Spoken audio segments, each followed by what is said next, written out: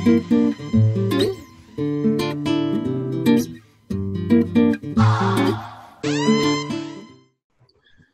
guys, and welcome to another episode of Costa Rica Crypto, where I have the honor and the pleasure today of speaking to one of my favorites in the EOS space right now, Mr. Greg Simpson from EDNA, or otherwise known as EDNA.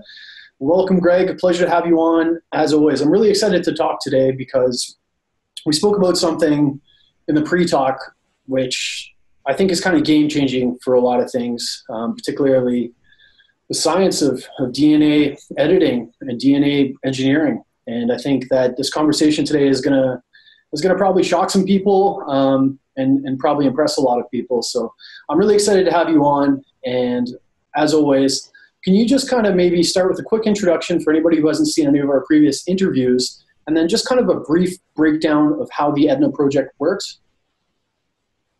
You bet. You bet. Hey, thanks for having me again, Matt. So if you haven't heard of EDNA before, what it is a decentralized autonomous community forming now. And the purpose of the community is to secure individual rights to your DNA, protect our privacy and our DNA, and also expand what's being done with research into genetics, what our DNA means. That's its main function. The project has some pretty slick things when we're able to marry advances in technology in genetics as well as in blockchain, and the marriage of those things, along with the falling price of the cost to obtain your genetic sequence, your full entire genome.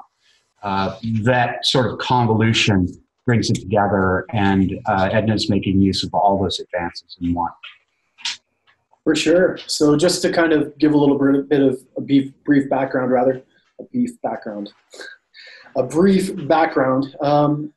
Essentially what EDNA is it's a DAC, and what's eventually going to happen is that people will be able to join the DAC.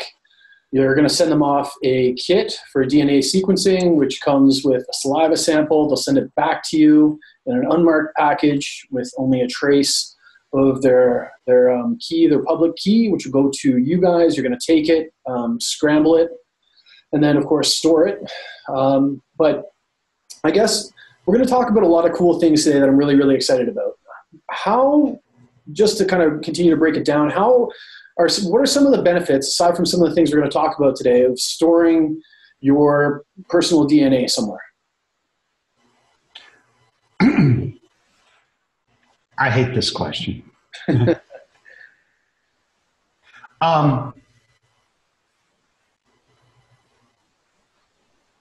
Okay. So storing your DNA is important in essentially two ways. One is your DNA isn't about your identity. It's not your address or your social security number or a picture of your face. It is your identity. In a court of law, it is the identity that sends people to the electric chair or to prison for life. It's proof positive of who you are. And with that said, your identity is something you want to protect. You don't want it to be used against you in nefarious ways. And by utilizing the blockchain, using the method that EDNA has developed to secure your privacy while at the same time leaving that genetic data open. If you were to take your genetic sequence and on a hard drive and store it in a safe, well, that'd be good for your privacy, certainly, and be good to secure your own ownership of that data. Your privacy rights, your property rights. That is your property. Your DNA is not somebody else's property, it's yours. And that's one of the main tenets of the Constitution. The problem with it locked up in a safe is it doesn't help advance the research into what your DNA does. And we only know, best science out there only knows 1.5% of what's inside your DNA. So we still have 98.5% of what that data is. We don't know what it does or means. And in order to understand that data and to help people who are suffering because of it, you've got to get that data and compare it to other genetic data. that make sense? So you've got two problems. A, you've got to secure it, keep it private, keep it your ownership. Don't let anybody steal it, and maybe do something with it. And we'll talk about what can be done with your data in a minute. But it's got to be looked at in relationship to other DNA in order to make it useful to help end suffering and death and genetic diseases and all the things that we all would want for this world. Absolutely. Yeah, well, I guess we're going to develop that idea and some kind of really cool new revelations that you and I chatted about previously, which I'm really looking forward to and I think is absolutely massive.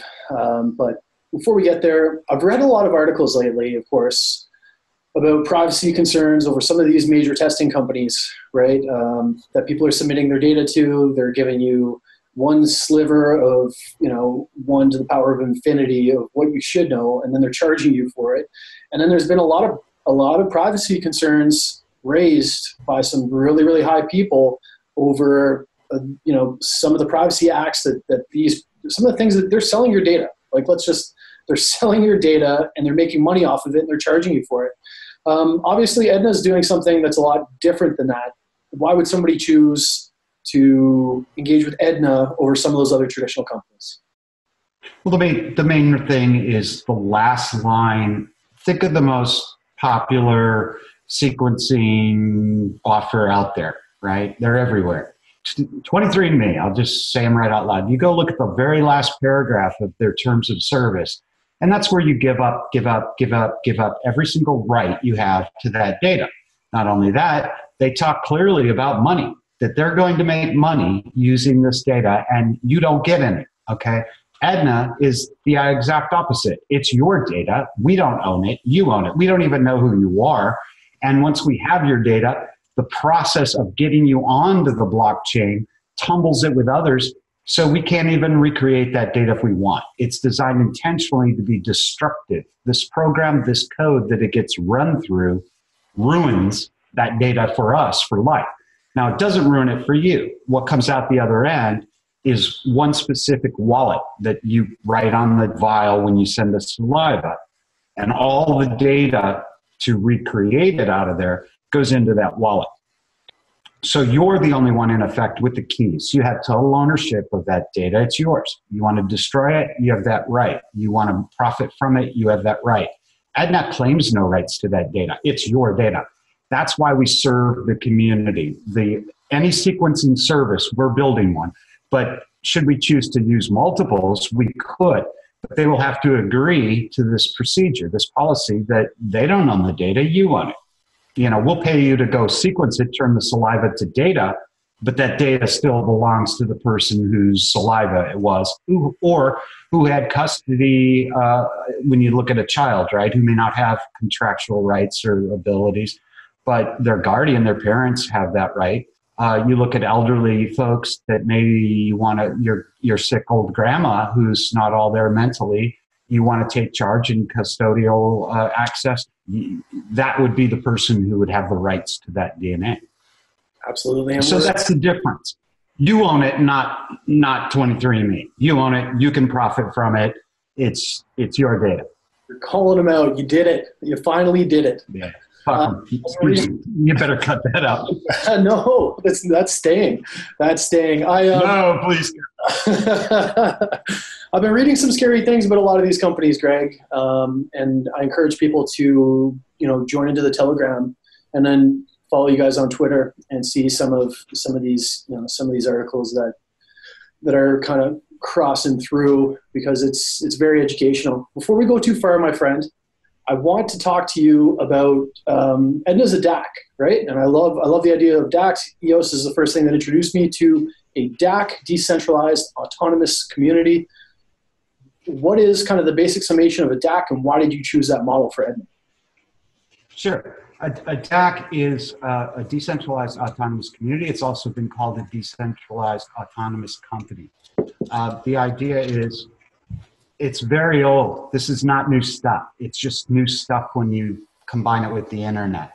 Very, very long time ago, people decided it was advantageous to band together when they had common goals. That's how countries formed. That's how tribes formed. That's how just about any group of people doing the same stuff, working toward a common goal. I mean, our country was founded on that basis. In America here, every country out there was founded, well, on some sort of similar basis. Sometimes the guys with all the guns made the decision for you, but for the most part, we band together under common goals. And that's the idea of a DAC. Now, with the internet, and some tools on the internet, especially the blockchain, which allows for voter failure to commit voter fraud, governance, grievances, all those sorts of things that you'd have in a regular tribe. Hey, you don't like what just happened? Some Joe hit you and took your fishing pole and ran off. Well, you can go to the tribal elder and say, "I want my fishing pole back, Joe," and Joe should say, "Sorry for punching me." And there's sort of arbitration built into the blockchain, so these things can be worked out. Now, the reason I chose a DAC is when you appreciate the full power of what genetic information is, and it is powerful. Knowledge is power, right? There is some very, very deep knowledge in our health, in our lifespan, in our general quality of life. And that data is embedded in our genetics. And the reasons why companies like 23andMe and governments and big pharmaceutical companies want that information is its power. It's money, but more importantly, it's power. And if you create a company, the company is born on a hierarchy. And that hierarchy is a pooling of the power toward the top. And that's not a very viable long-term solution. Companies and corporations have problems that stem from pooling this power. It's not the best way to live life. The best way to live life is in a community where we're all sort of equals and we're all sort of pulling for the right goal. And hey, if you do this better, you take care of that, and I'll build bricks and you go get fish, and pretty soon we got everything we need and we're all happy. And I see that as a better style other than dominating people, which tends to be the corporate way, right? Let's create a very strict regimen of, that's not necessary. And all it does is really create problems and egos that they don't really serve the common good. If somebody's great at managing, let them manage. But by no means does that mean he has full control over things. And a DAC is really sort of a leveler in terms of an organization. That's why I chose that. I don't want the power. I don't want the responsibility, frankly. And so I think let's all just share the responsibility, and the end result should be much better that way. Yeah, I think it's a really cool model. And I guess you're right. In retrospect, it's been around since the beginning of time. But yeah, I love the fact that it's a DAC. I think it's a great model for Edna based on what we're about to accomplish. We're about to dig into that. Before we do dig into that, I want to talk about something that's coming up pretty soon. You've recently announced that you're going to be able to stake your Ednas for more Edna. So all of your tokens, you're going to be able to put them into a smart contract, and then over the course of the next while until the DAC is actually completed, and you've got the voting portal up and it kind of becomes a complete entity, you're actually going to be able to take your tokens, lock them up, and then you're going to get return tokens based on that, right? Yeah. That's a lot of Edna you could have kept for yourself, Greg. You could have put those Edna in your pocket and kept them. Why are you giving it away? How does it all work, and why did you choose to give that back to them? Yeah. Well, Matt, it's like this. Greg's not going to do this project on his own. I'm going to need lots of help. I'm going to need lots of support. I've gotten lots of support. I'm not even where I am today without a lot of help from others. And I don't believe in something for nothing. I believe if you contribute toward a goal, and that goal is building rewards, that those rewards should be shared. And, that's just common sense. And you have to live, I have to live with myself. And if I take something for nothing, that's the definition of criminality. So I don't want to be a criminal. I don't need the karma of a criminal. And the right thing to do is share that with the people that have helped us get this far and will take us the rest of the way. So, in terms of keeping it for myself, no, that's not really an option. What's going to happen is we have 100 million tokens and we have a year or less to spend them. And the idea is the greater the response to the staking. So if you go out and get your friends to stake their coins, that doesn't hurt you, that helps you. that raises the amount you're going to get per week faster and faster. Staking my Edna, very, very cool. I want to talk to you about kind of one of the reasons that we came together today, of course, and something that we mentioned in the pre-talk and something we've talked about for the last couple of days, right? You recently said something that kind of intrigued me. And you recently said that we're not doing science, we're doing math.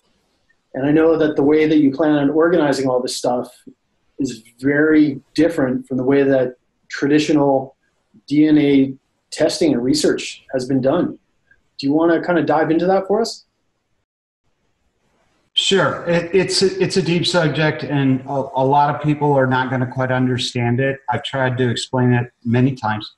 I'll do my best. So, genetic research.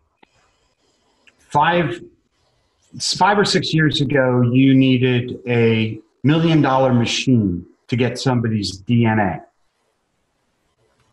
Today, this guy does it. The DNA goes in that little hole, that little tiny hole right there. It worms through there and it comes out the USB cable. 48 hours later, you have the entire human genome. Do you understand what an advance that is? This thing is basically a throwaway machine, which costs $1,000 for that little black thing in there that you pop out and throw away after you're done with it for 2 days, okay? Yeah. $1,000. You can have one shipped to your house. Not quite that easy, but you get my point. It used to be just a few years ago, millions of dollars to get a hold of the machine that would read the DNA from the spit and give you out the letters. Saliva, they call it saliva. So you've got that advance coming down, right? It's now very cheap, but it didn't used to be cheap. And so the way you'd set up genetics is you go, well, I've got enough money here. I've got $10 million. I can work on 100 people. 50 people with the disease I'm studying, 50 people without. Because I got $10 million. That's my funding. That's my grant. And the guy who gave me the money wants me to cure kidney disease. Some kind of kidney disease. He wants a pill for it. And if you read between the lines on what I'm saying, that's where the money came from. So the guy that gave you the money expects the profit back on the money. So you got to work on the one specific thing, which means that you're stuck with the scientific method. You're going to have to figure out, okay, what is my best hypothesis on what genes are involved in this kidney disease? Now, this is a hit or miss. You're going to run that data and you're going to look at that data 100 different ways and you're going to spend a lot of time. But remember, collecting the data is super expensive. 6 years ago, insane amount of money just to get 100 people together. Now, today, it's very different. There's lots of data. The data is cheap to get. It's easy to get. It's accurate, and we can produce a sea of it. So that changes the game, but not if you don't change the model. If you change how you approach genetic engineering or genetic research and say, I'm going to hypothesize, design my experiment, conduct my experiment, get the data and verify the results and see if it supports the hypothesis, okay? And then I'm going to rinse, repeat, right? Yep. So if you ignore that, push science all the way aside, right? Get rid of it and say, I've got this sea of data. What do I do with it? Well, the one thing a computer can do with the data is compare it real good, real fast. So we take all our variance, right? And we've talked about variance. It's where each of us varies at about 3 to 5 million, about 3 million places from the standard reference genome. So we take all these variants and we start comparing them and we get together and we go, okay, this matches this, this matches this, this matches this. Now, the most complex, some genes are either on or off, and they manifest in our bodies, like Down syndrome is one. If that gene's on, you have Downs. If it's off, you don't. Now, there's other genes on either side of this gene that will act as enhancers, suppressors, or silencers to this gene. So they can either bump it up higher, move it down a little, or shut it all the way completely off, silence it, right? So But that's still a very simple little bit of equation. Now, things like IQ or height, we're not all 5 feet or 6 feet. We're somewhere in between. And there's this bell curve, right? Some are really super tall and some are really super short, but most of us fall in the middle. Now, that means that there's multiple genes associated with height. Now, the problem is when you have 10,000 genes, and that's about the maximum we figure good science is guessing, and we are guessing, that are involved with these complex traits, the ones that involve multiple genes. So now you've got 10,000 little matches to make out there. But guess what? A computer can match 10,000 matches with other matches. I know I'm maybe confusing this, but the idea is if the computer runs over it and runs over the data and runs over the data, it will start to pull things up, and the data bubbles to the top. There's no research here. It's math. Yeah. It's just on or off switch for one of 3 billion places, right? Are they on or are they off? And what are the patterns? And bubble up the patterns. And then if we're accurate about our personal information, not our personally identifiable information, like I'm Greg Simpson and I live in, this city, or that's, but my medical history, my height, my hair color, my eyes. If I give out my psychological profile, yes, I'm not depressed. No, I'm not depressed. Well, yes, I am psychotic sometimes, but only on Tuesdays when the moon's out, right? So if I lay out in a good form my general health and physical characteristics, the computer can then take that data and match, and we will know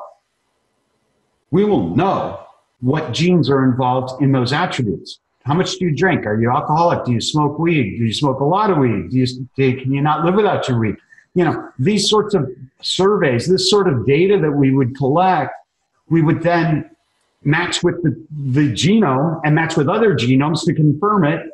There's no science here. This is math. We're just plugging in the numbers. Now that information could be sold. That information has huge value. It's called the jumpstart on research. Every research project out there will want this data on it. Here's what I'm hearing you say, and I want you to listen to me kind of bring this back to you and then kind of comment based on my reiteration. I'm hearing you say that traditional scientific DNA studies are funded by somebody, often pharmaceutical companies, right? And they have a select amount of people that they're doing the research on. What I'm also hearing you say is that instead of taking a bunch of data, pulling it together, finding commonalities, and then studying the associations based off there, where typical DNA researching has a hypothesis, a limited pool of people, and of course questions. It's often a little bit more financially cumbersome, and if the hypothesis is incorrect, the efficiency of the study is low, and ultimately we end up with more questions than anything else. What I'm hearing you say is that's the intention of EDNA, to take everybody, give them a very basic questionnaire that doesn't necessarily involve any personal or locating information, but information about everything from their medical history to some of their physical traits. Get all of that sorted, find out the gene variants from a large pool of people, and then start making links associated with all these variants. So essentially you're working from the solution to the question, as opposed to from the question to the solution. And I think that's brilliant, man. I mean, why are people not doing this? First of all, how did you come up with this model? And why are people not doing this right now? Well, I can explain how I came up with it pretty easily. I worked for almost 2 decades for a company called Oracle in support for the most part. And I was final tier support. So if I couldn't fix the problem, it went to the lawyers. There wasn't anybody technically above me that I could turn to for help and say, hey, I can't figure this out. My boss didn't know what I did. He couldn't do what I did. He was a manager. So there were no technical people for me to turn to. Now, most of the problems I inherited were not solved by lower tiers. Before it got to me, 5 groups had a shot at solving this problem. Now, sometimes they were individuals, sometimes they were teams, But eventually when it got to my level, it means we're being sued. People are screaming, systems are down. And I'm not talking about little systems. I'm talking about like Walmart's point of sale system, American Airlines booking system, Cabela's online catalog. You know, when these things go down, people lose millions of dollars. TPSA, the public phone system in London, there's thousands of them. I did it for decades, guys. And bar none, every single time someone below me failed to solve the issue, it was because they stopped looking at data. They had a hypothesis. They had an idea. Oh, it must be this. It must be this. And so they wasted a lot of time trying to fix that when the problem was way over here. My solution was always, give me the logs. Software has logs, right? So you start at the beginning. Now the logs pile up to the ceiling, doesn't matter. You read the logs, you read the logs. Ooh, that's interesting bit, put it aside. Read the log, read the log. Oh, that might be it, man. But nope, you read the log, read the log. So now you got your little pile, right? You never make a conclusion. You never make an assumption. You never make a hypothesis. You just get through the data. You get it all. Now it's like this. When you have all the data, you can't be wrong. I'll give you an example. This is fun because you have to see it's two different methods of thinking, which is why I'll get to answering the second part of your question. So let's say there's a box, big box, and guy says, you and I are standing there, and this guy walks up, he says, you know, there's a bear in there, and I'll give $100 to either one of you who, you have to bet against each other, is the bear alive or dead? And you and I take him up on it. Sure, we'll play the game for $100 prize. And so I go over and I sniff, and you know, let's make you sniff because that's better.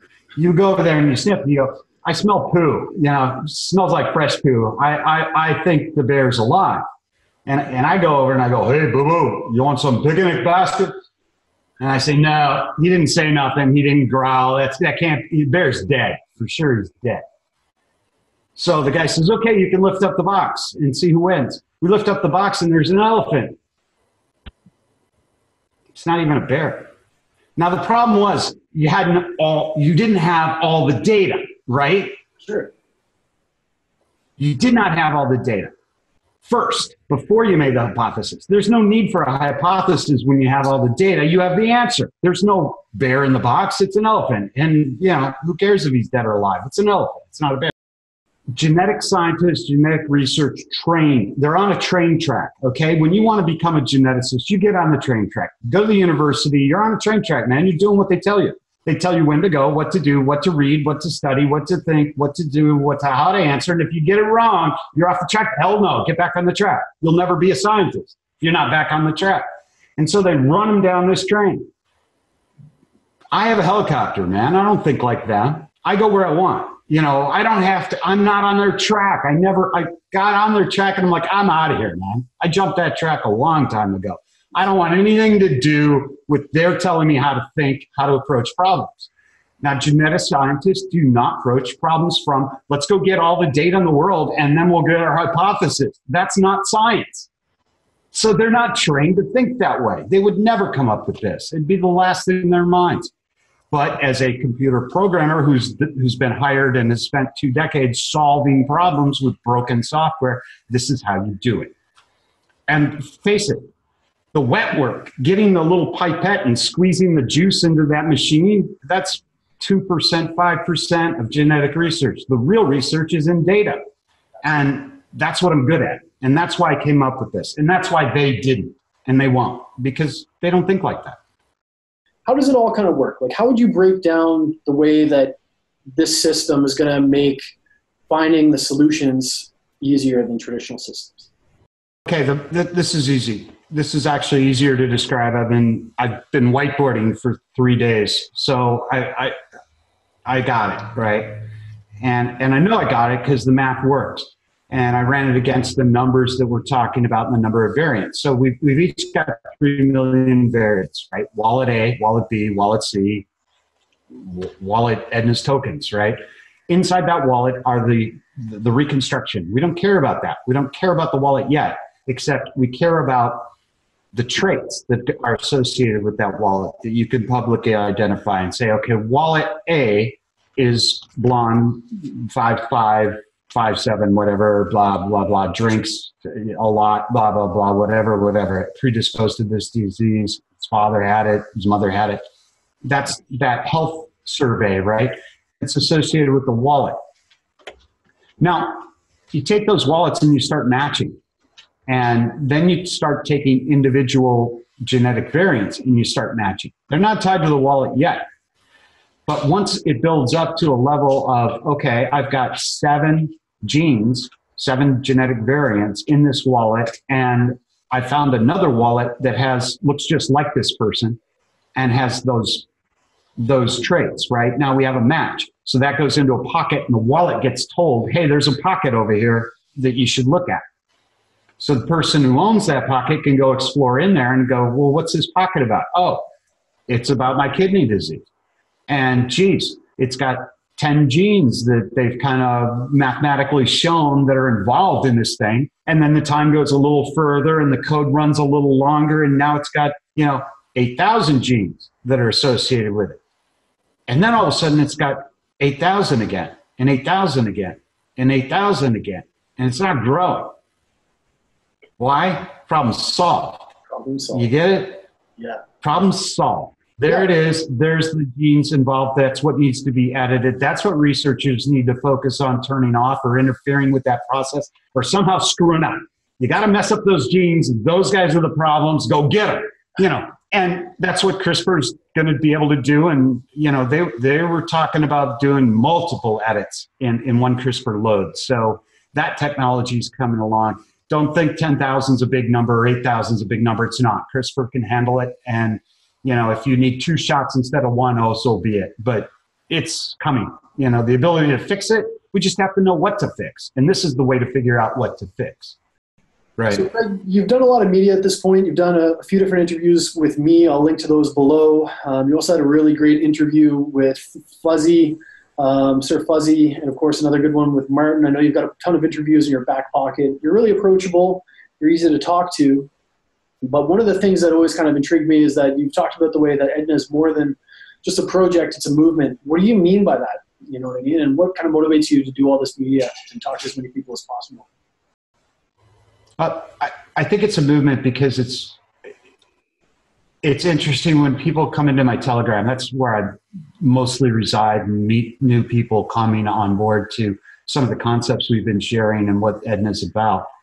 And when they drop in, a couple things happen. Is either they're super quiet, and you can almost like hear them reading up, like what's going on here. They're one of those people that walk into a cocktail party and immediately head for a quiet corner to watch everybody. Right? What's going on? Let me get the lay of the land. And then there's other people that sort of burst in the room. Oh my God, I found you. I've been looking for you my whole life. I can't believe I'm here. And they're like suddenly the life of the party and the whole conversation just boom, flops over onto this person and their take on EDNA. And that's why I call it a movement, because it's like, this is a group coming together. This is how groups form.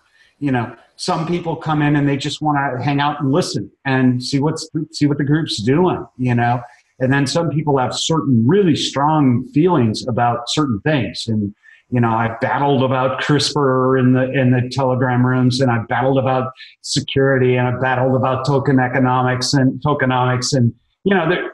and when I say battle, I don't mean battle. I mean, it's a discussion, and it's usually very enthusiastic. So definitely the Telegram is the place to be. It's probably the cursor for what I expect their DAC to be like, everybody's got their pet ideas and they're sort of like very excited and enthusiastic about certain things in the product. And that's great. That's how we're going to decide who's going to be, you go work on marketing with those guys who all love, to tell people about it, and you practice your story and, get the science from that guy. He can go with you. And that's sort of how the DAC, I think, will bubble up like a massive Telegram room where we're all like sharing ideas and sharing, the excitement of let's make the world a better place. Yeah, I think it also illustrates a lot of really interesting points that people aren't aware of. First of all, CRISPR technology is here. Gene editing is happening. Human trials are going on. I also think that it opens up a lot of a lot of things that people are unaware of about traditional DNA testing companies. Like, they are taking your data, they are taking it from you, you are paying them to do so, and they are selling it, and they are making a lot of money. And maybe it's time that everybody takes their rights back and perhaps shares in a little bit of something that's not only going to further DNA research, but also stop these companies from stealing your information and maybe, God willing, putting some money back in your own pocket. Well, I really like what you said there. Take your rights back. You know, somebody in this room came up with the tagline, "Own your DNA." And that's what we should be doing. It's ours. And no one else has that right to own it. Greg, I've since the first time we've talked, I've liked the project so much that, of course, I've kind of become involved a little bit myself in this back room a little bit. I think that other people should do the same, because I think that what you're proposing right now with the way that you're organizing information and reverse engineering solutions by finding out the answers and then kind of reversing that into the questions, I think is going to change DNA research as we know it. I think it's really, really cool. And I'll continue to support you. And obviously, I'm a token holder. I will be. Where can people who want to get involved come and find you? Obviously, Telegram is probably the best place. I think Telegram, I'm willing to answer any questions. I'm willing to do any interviews. I'm willing to sit and talk to anybody about it. Telegram seems to be a really, really convenient way to reach a lot of people. And, you know, when you drop in, it's not like you sent me an email and I lost it in the sea of 5,000. It's in the chat, and if my name's on it, all I have to do is click a button and see something was addressed to me, which, you know, I'm pretty responsive. I try not to let any single question go unanswered. And if I fail to answer your question, just ask it again. You know, hopefully you won't have to do that. Hopefully I'll do my thing and make sure that we get you a reference, or we get you a citation, or we get you the reasoning behind something. You know, whatever you need, you can get a question. I also don't refuse help of any kind. If you think you want to be involved in this project and you've got a skill or you've got an idea about what we could or should be doing, please bring it to me. I'm a yes guy. I'm like, yeah, let's do it. I'll look for that much more often than I'll look for no, we shouldn't mess in that. Yeah. So I love to hear ideas. I love to hear people's thoughts if they think there's a contribution they want to make. If I haven't even thought of it, that doesn't matter. Just bring it to me and let's chat it out. You know, Edna's really close to my heart, because I think you guys can solve a lot of issues in a hurry. We just need to get people involved. Oh, we're gonna. What's that? We're gonna. Yeah. We're going to. There's never been a model out there that has considered this approach to DNA research, and I've heard you say that DNA research is officially over. I think that's an interesting statement. I think it's a strong statement, but I also think that you could really be right by reorganizing the way that we look at information and reverse engineering questions, as opposed to shooting off hypothesis for funded research with limited samples. I think you could change the very face of not only EOS, not only genetic research, but the future for all humans. So I appreciate you, man. I appreciate everything you do. And well, the scientific method, genetic research is over. Let me take that up. Okay. The genetic research is over. Well, I'll probably get in a lot of trouble for saying that. Did I say that? Maybe I did. What I mean by that is this approach will be a jumpstart. The scientific method, the scientific approach is extremely slow and painful. It's tedious. It's trial and error. There's a lot of wasted time built into that. I believe that this approach will jumpstart better research, advanced research. We can get you 8 miles down the 10-mile road, and you guys can polish it off with the scientific method and prove it out in studies and trials and anything else like that you need. I think that's really what we're about. But I would say if you're genetic research, you're going to run out of things to work on pretty fast once EDNA comes to bear. And you probably want to start looking in our common, outside the variants. Look at our common DNA and figure out why we don't have any more gills left. I would like some gills. So figure out which one of our genes does that. because nobody I know has any. So it must be common and we're all turned off, right? Absolutely, man. I want gills. You make that happen. I want gills. Can you imagine swimming around the ocean? There's more ocean on this planet than there is land. Yeah. It'd be pretty fun. The scuba tanks are cumbersome and dang, you got to refill them. Now let's get real here. Greg, awesome project, important work. I want to see you succeed. I want to be a part of you succeeding, and I appreciate what you're doing out there, and I look forward to doing some future updates and spending some more time with you. That's great, Matt. Thanks for having me, brother. Thanks for coming. Pleasure. Thanks for having me, Matt. Pleasure. I shouldn't call you brother on camera. You are my brother. Like, I feel that way. Thanks for having me, Matt. It's been great. It's been a pleasure, buddy. And you are my brother. I appreciate what you're doing. Project is strong. This is just the beginning. We'll talk soon.